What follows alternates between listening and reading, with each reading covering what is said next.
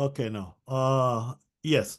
Welcome back. I am going to look at the project closure, email for the 2021. And how do we write these project closure emails? First of all, we have to look at a structure that we need to go in the exam with in order to write this project closure email.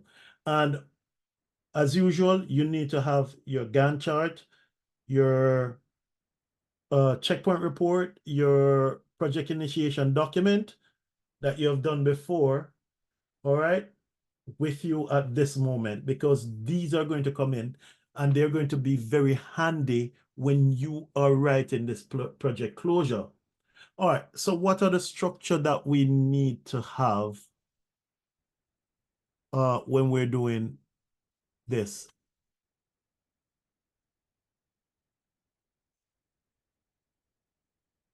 All right, we need a success criteria. That's the first thing. All right, and the success criteria, you're going to mention what was the project was the project all about, what goals have been met, what the system was intended, did the system do what it was intended? All right, did it meet the criteria? Did it meet the aims? Was the goal fulfilled? That's what you write in this section. All right, and we're going to go through that in a moment. You're going to give an explanation of what you'll be doing with this email also. All right, so the next thing we're going to look at is the review of the project. And when we're reviewing the project, there are certain things that we need to review, like the definition. No, sorry, the conception, then the definition. Then you're going to look at the planning, the launch and the execution, the closure, and the post-project evaluation.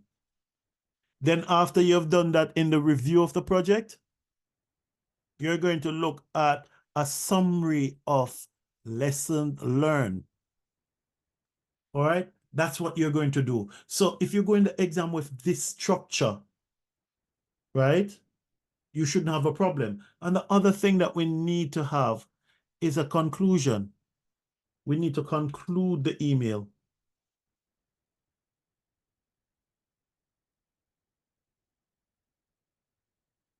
We have to conclude the email. We have to say, we have to give the necessary, a final word on what is next. All right. So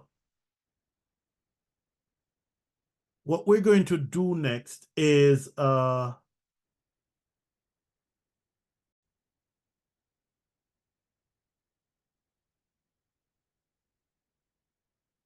right, we're going to look at the success criteria and we're going to mention it. First of all, you're going to say, dear Miss Payton, and then you're going to highlight the success criteria. All right. And then you're going to say, I would like to thank you on behalf of my team here at IIT, that's the group you've been working for giving us the opportunity of working, sorry about the spelling, of working on the project. I am enthusiastic to know that the new system is working well and has met the goal that was intended. So you're showing her that there's a success here. It is meeting the goal. The system was intended to lower the cost and provide your employees with better working environment. And if we look at paper A, what's paper A? If we look at paper A, right? And then we go down to the aims and all of that. The project aims, right? This is what the system is. You can use this to write that success criteria, but you have to write it in terms of you have handed over and all of these are working. You can mention all of this. The efficiency, all right? The security risk, improve well-being of staff. Mention all of that when you're writing the success criteria. You can put all of that in your success criteria. All right. So use that as a go-to when you're writing it to write your success criteria. All right, let's go back to the email. All right. And then you're going to say, in this email, I will provide you with information of both the project and my choices during the project. So you're going to tell her how you did the project, how you actually went ahead and do the project. All right. Then I will give an evaluation of how well the project went under the lessons the team member and I have learned, and how we will take this into future project. So that's what you're going to tell her at this moment. All right. So you're going to start with the concept. What was the project? Right? So you're going to start with the concept because you're reviewing your project now. So you're going to start with the concept. What was the concept?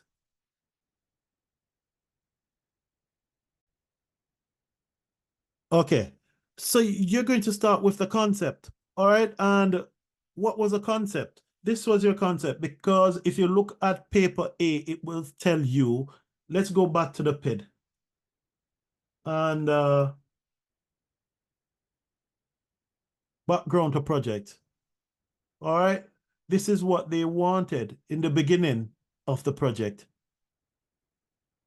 They wanted to install all of this. So you use this to work to write your concept, the concept of the project. So let's go back to email. And then we're going to say, before the project began, your requirements were to install smart devices like temperature control, lighting,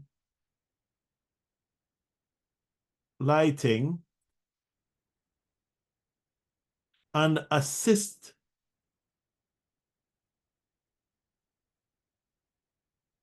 in your quarters in lead. And AI assistants, sorry.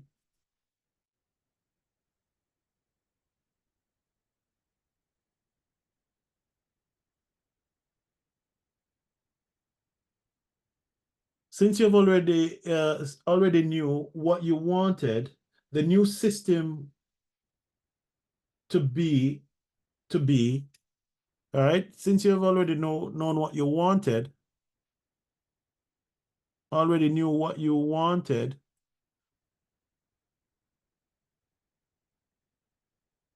the new system to be, this made it easy to plan and develop a concept on how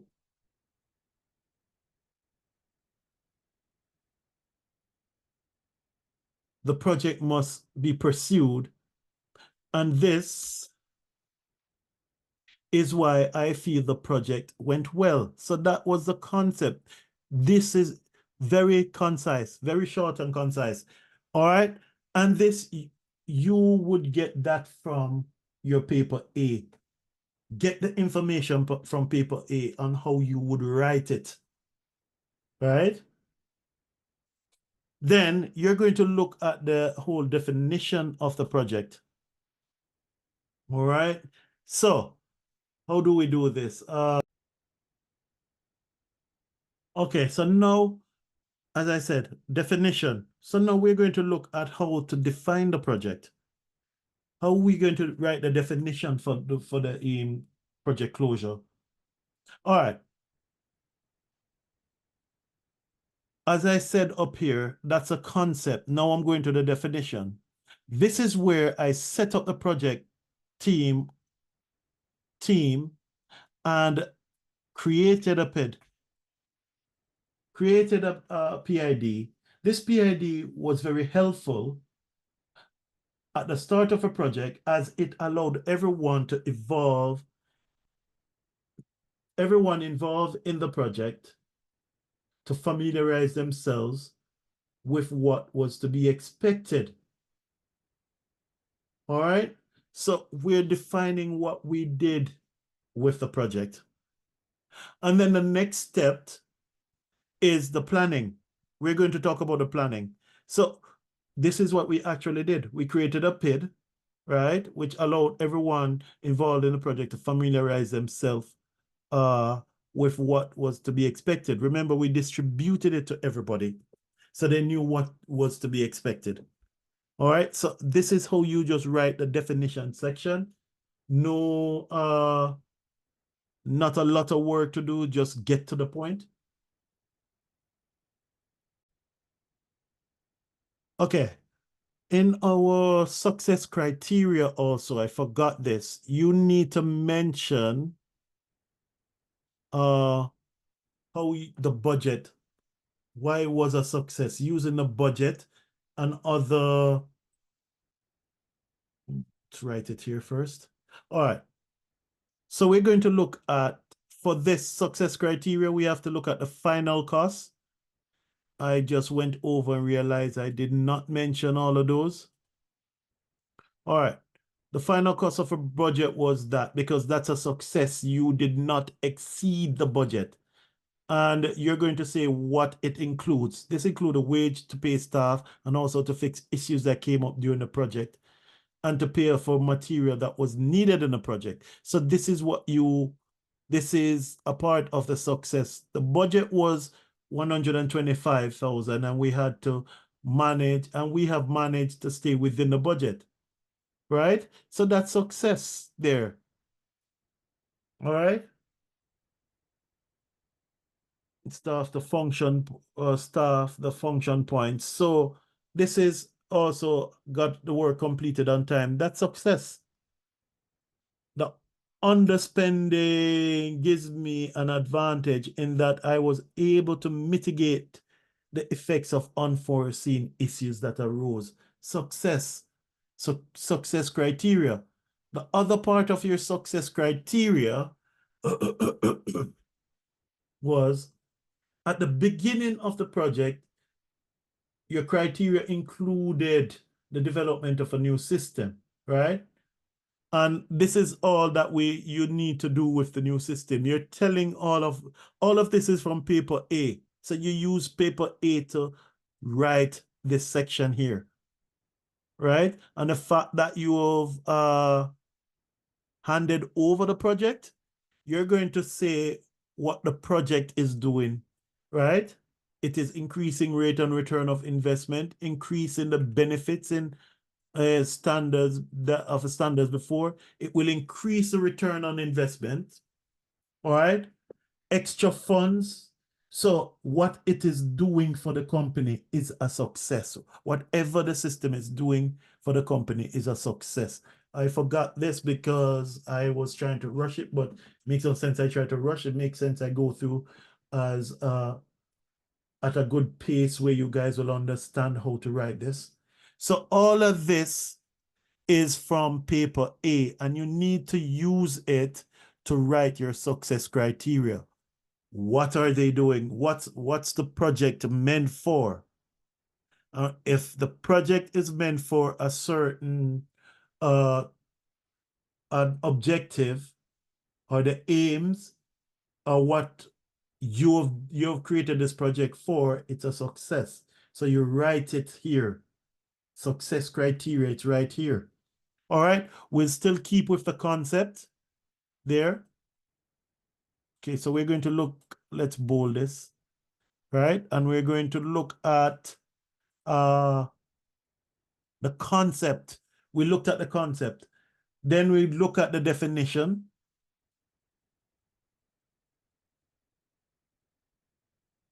All right. Now we're going to dive into how we did the planning. And this would start from conception. So we're going to look at how we did the planning. And the planning would have a conception to it. All right? So the first thing we're going to look at is a conception, right? And how would we look at this conception? Remember, the person, your client came to you with aims, objectives, criterias, certain requirements, right? So in the conception, you're going to say before the project began, right? What is the client's requirements, right? So you're going to talk about what the requirement was to install smart devices and what the smart devices are and where you're going to install it, all right? And then you're going to say the client already knew what he wanted, right? So you're going to say that this will make it easier for you to develop a plan for the project, right? So let's write that one. And all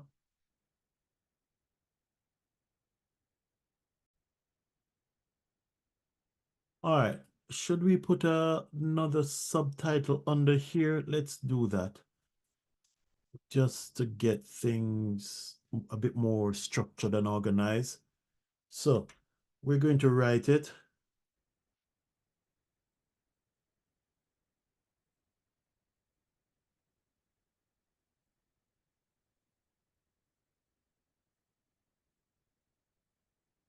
So this is our planning.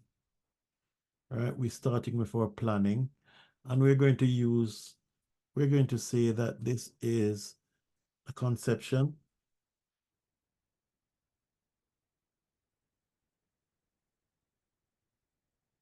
Just to give it a bit of structure.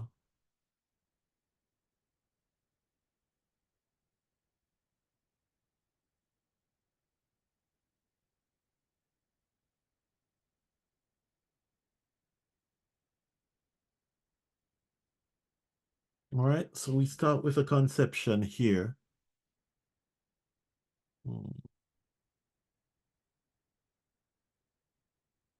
That, and then let's make it more structured.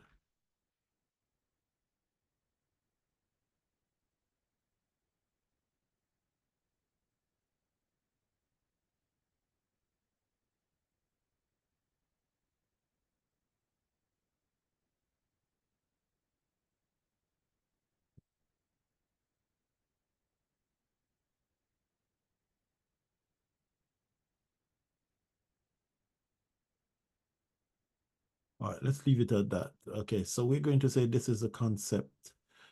Sean. All right, before the project began, your requirements were to install smart devices like temperature control, lighting, that. This is from paper A, so that's a conception. You're going to say what it is going to do. All right, and that's what you're going to do. Take it from paper A and, all right, write it what he needed. Since you already knew what you wanted the new system to be, right? This made it very easy to plan and to develop a concept on how the project must be pursued. And this is why I feel the project went well. All right, so that's a conception under planning. Let's make this smaller. All right, so that's the conception under planning. All right, and then now, after the conception, you're going to do a bit more, just a small bit on the definition of the project. you're going to say more within this section, right? Because you're going to talk a bit more on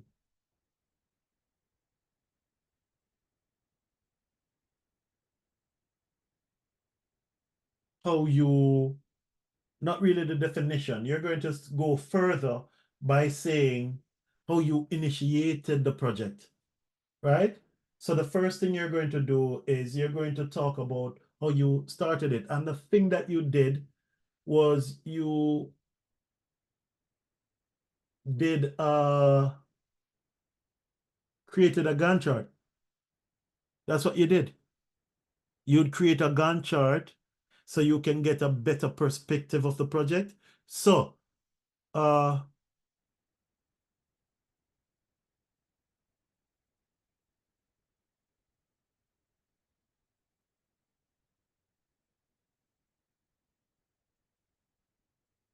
on. You did not create a Gantt chart. Sorry, you created a PID, a project initiation document for the project, right? Which had everybody been familiarizing themselves with the different tasks, what they're supposed to do. And that's what you did next. All right. So you created a PID which aided everybody. All right. And that's good project managing skills. So let's write on that.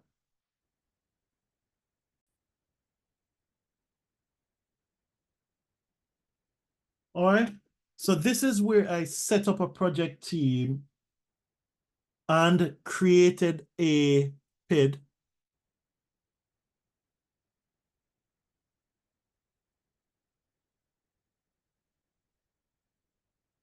And created a PID. The PID was very helpful at the start of a project, as it allowed everyone involved in the project to familiarize themselves with what is to be expected. And that's what we did with the PID. We create a PID, so this PID will tell people what their tasks are and get them to be familiarized with the whole project. All right. And the next thing that we did was we created a Gantt chart, right? We created a Gantt chart. And this Gantt chart was to give us a better perspective of who is going to do what on the project. So let's just write on this. We created a Gantt chart, and then we did all the different allocation of tasks. We also calculated the estimated cost. That's where we're going to get into. That's what we're going to get into right now. So you're going to write on all the things you did along the project to get it going. All right. And what I'm going to do now, I'm going to quickly write it. All right. So the next stage, control. During the planning stage, I created a Gantt chart for the project, but the total cost of the project was estimated to be this. And we got this from our Gantt chart. If we look at our Gantt chart right now,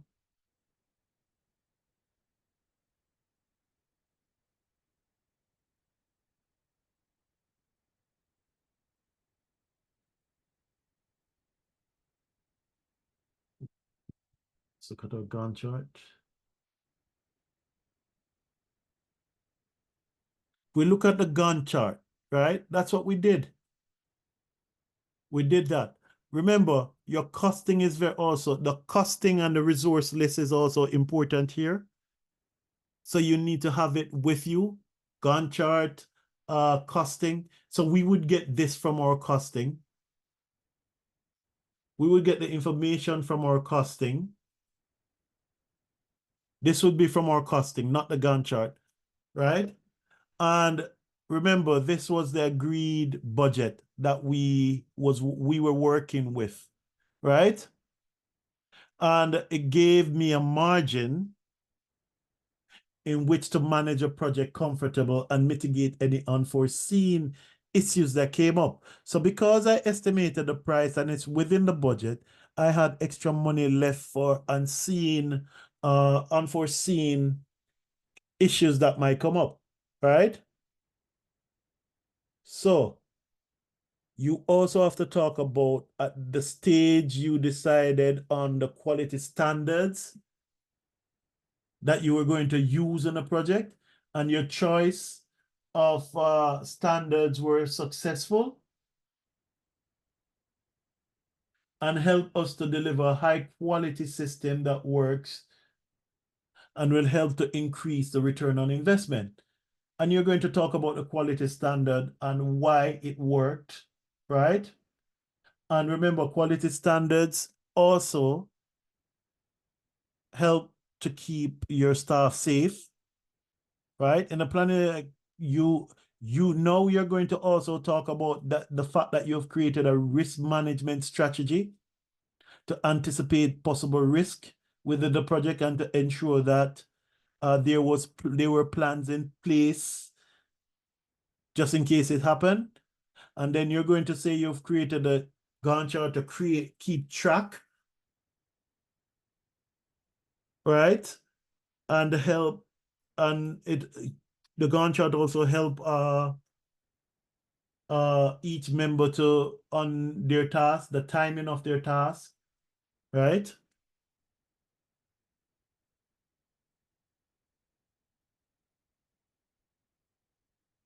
Give it timeline. So you talk about all of that. That's what you did.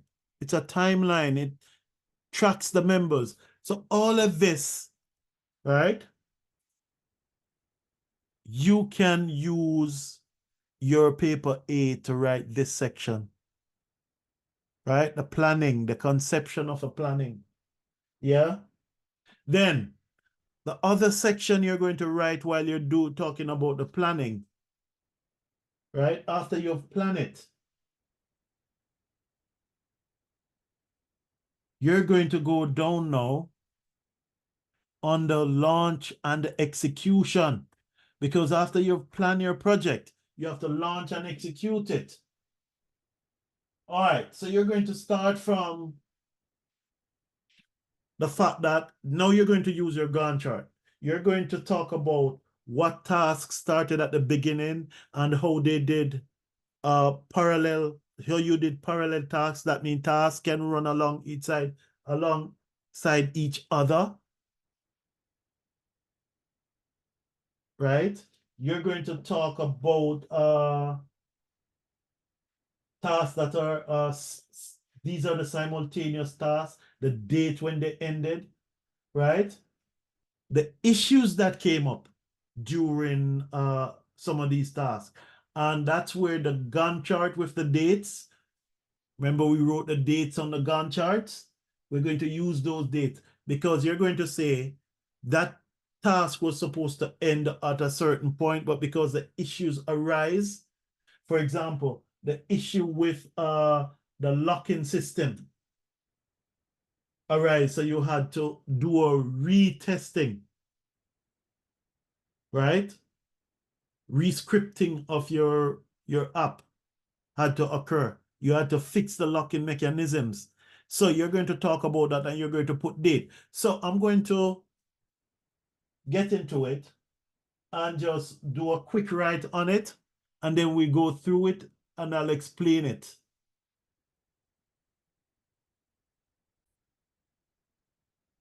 Okay, so the launch and execution now. Let's do a quick write on it and then we'll go through bit by bit. All right, now we're going to say when the project started, most of the tasks will run alongside each other.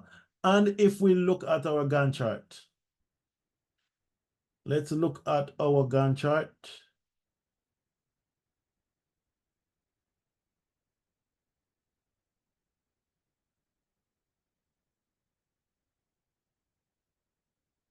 All right, so when the project started, right, most of our tasks run along each side, along alongside each other. For example, we could say this would be the if you're working on it. So this would be this one here.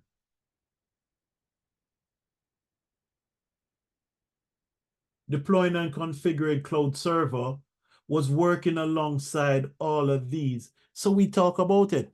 Most of the tasks will run us alongside each other. This was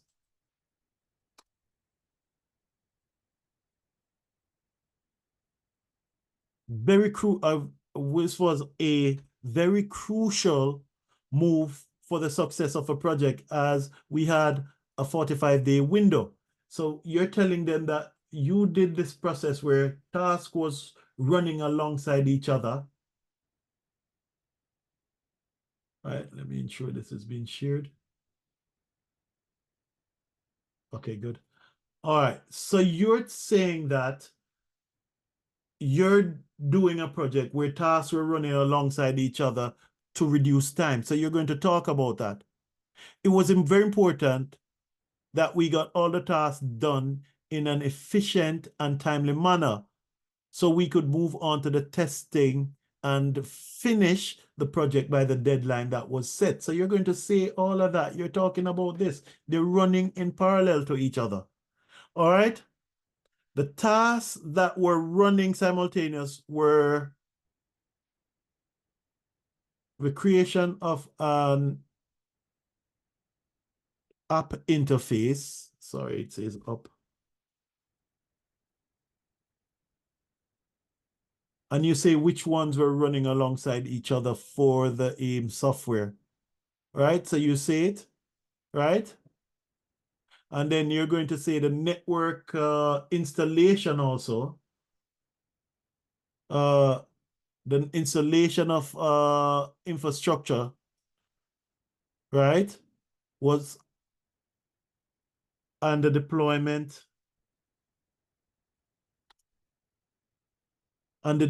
of cloud server. These were running alongside each other. All right.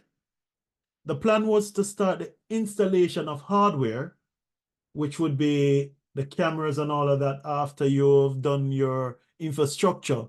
However, there was a delay in the delivery. So the plan was to run this one right here, but there was a delay in delivery.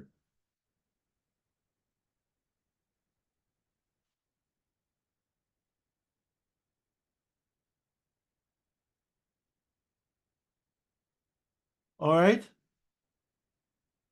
By 14 days. Therefore, the installation was not completed until the 17th.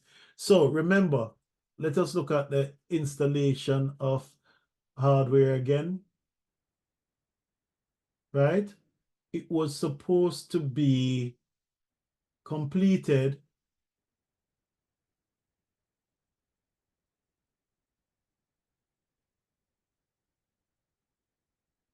(14 days). So if this is cameras and all of that, it delayed it by 14 days. Sorry, it's right here, this one.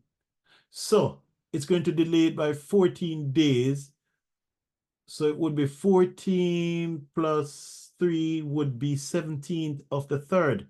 So it was not completed until the 17th of the 3rd. And remember, you'd already have this worked out as we did before. So that if you leave your dates on it, you shouldn't have a problem when writing. All right. This issue also caused the hardware testing to be delayed, right? And commence at a later date at the 23rd. So we look at the hardware testing, which was supposed to be the 12th, and we had 14. It comes up to the date, this date here, which would be the 23rd. All right. And then you speak about all of that, put the dates in. All right.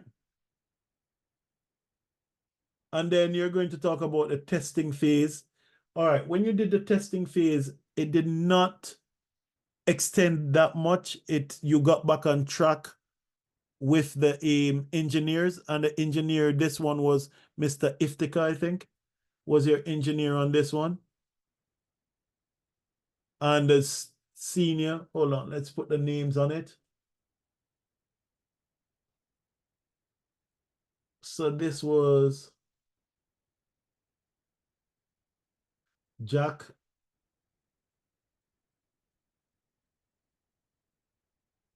Allardyce. So we're going to put the names in there also. Uh,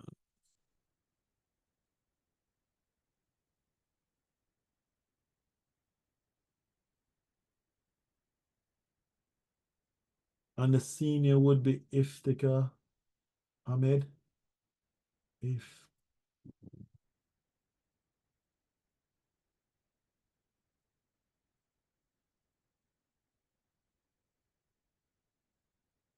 all right. And they managed to fix it by the 5th of the 4th. I remember the date would already be there. All right. So you're talking, what you're going to talk about is what happened. So talk about all the things on the Gantt chart that went well. Then when the issues come up, you're going to talk about these issues also that happened and say what date, what happened, right? And then you're going to talk about the smartphone app and the backend security were done also.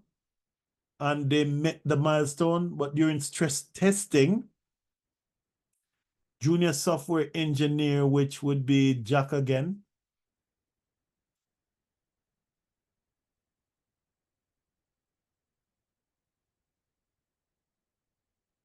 So Jack, right, discovered that the combined app and hardware system had some issue and took further 5 days for the app. This testing was completed on that date because you already have the date that you have calculated, which gave us time to get back on our planned software testing. And this was B and also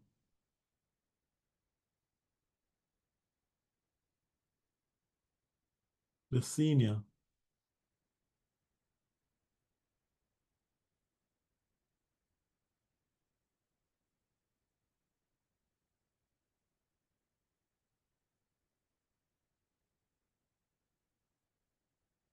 All right, so you speak about all of that happened, who was testing it and when. Okay, so you have to put all of that in there to let them know this is what was happening at that time. So you say what was happening during that time. All right, you talk about the success, you talk about the issues. All right. Some things were on time because they were running simultaneously. Some weren't. Some issues occurred, so it pushed back some of these tasks that you had to fix. You say who was working on it and how quick, how when it was done, by what time it was done, and then that's how you explain it. All right.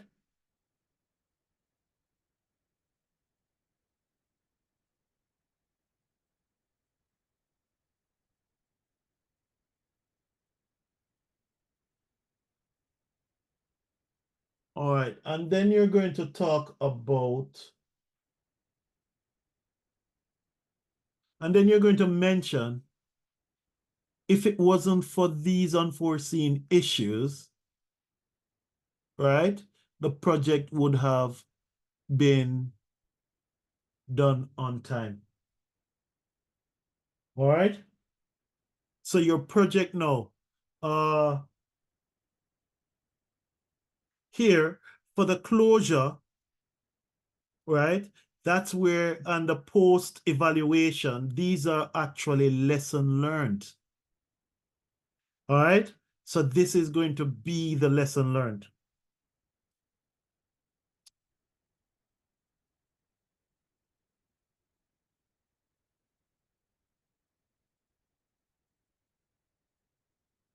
All right. So these are going to be your lesson learned. So what you're going to do now, it's simple. You just list, you can list the lesson learned. Me, I like to write, so I put mine in sentences, but you can list the lesson learned. What have you learned from this project? So let's do a quick write on it. So this is what we're going to do. We're going to just remove these, and then we're going to do this. That's a lesson learned. You're going to, remember, you've already written a lesson learned. Just copy, paste it over, and you should be all right from your paper B. And then the conclusion is very simple. You just write to say why the project was successful, because it was within budget, all the aims were met, right? And the system will meet the goal of the aim climb of the client. So that's what you write there. All right, so the project was completed successfully and within budget. All the project aims were fulfilled and the system will meet the goal of the client. And that's it. We just look at, right? So let's do a quick recap on how we got these. So we're going to look at success criteria first of all. What were the criteria that you needed to meet for the project to be successful? And that's what you're going to write about, right?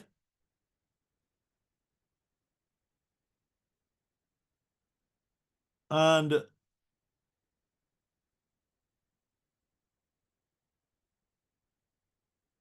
you talk about what the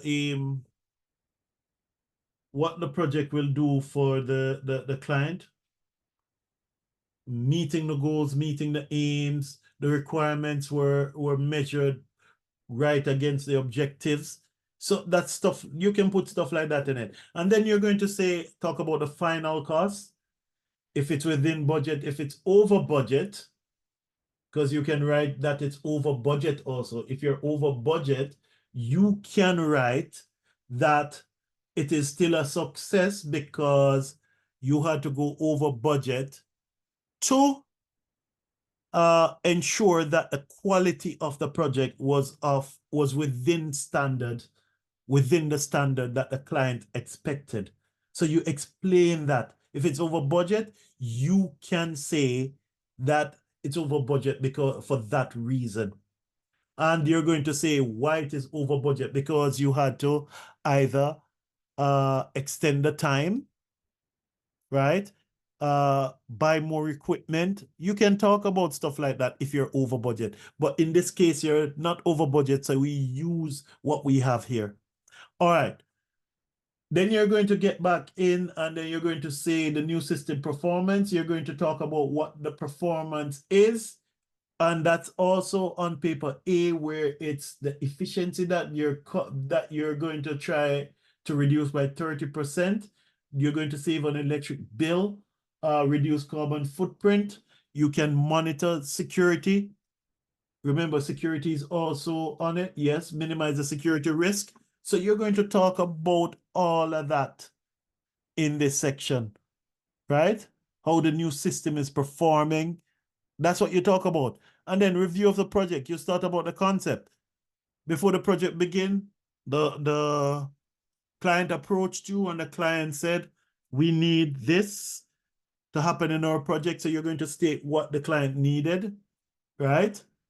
And then you're going to say how you started the project by defining the PID, right? You've started the project, you've created a PID, which was distributed so everybody was familiarized with what the project is about. Then you go into planning. And in my planning, I have this conception section where I start out before the project began and talk about what's needed, right? And since you already knew what you needed, what I did, right? And then you talk about using of the Gantt chart, right? That's what you did in the beginning. And what's the purpose of a Gantt chart, right? And how you are going to use quality standards. You have to talk about the quality standards here, right? What the Gantt chart does, keep track of the project. Launch and execution. That's when you started the project and you use the Gantt chart here. What you did in the beginning. You're doing parallel task, right? You're doing parallel tasks so that the project runs efficiently and in a timely manner. You're going to talk about who is on what, when the issues arise, what date, who was working on that issue, and how you've resolved that. All right, that's how you would write on this section. And then we come down to the lesson learned, where you talk about, or you can list it as I said, what were the lessons learned and from what issues. All right, and then the conclusion, the project was completed successfully within budget and all the project aims were fulfilled and the system will meet the goal of the client. Let's say it's not within budget again, right? You can say even though the project was over budget, it was successful because the quality deliverable,